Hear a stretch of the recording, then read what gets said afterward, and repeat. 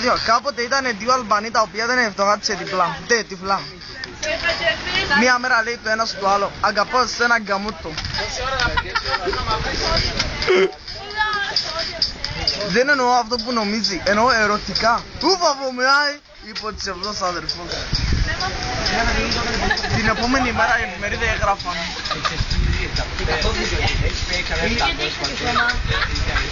Νεκροί Αλβανοί μπερέντηκαν σε διάρκεια γκαμιστρώνα.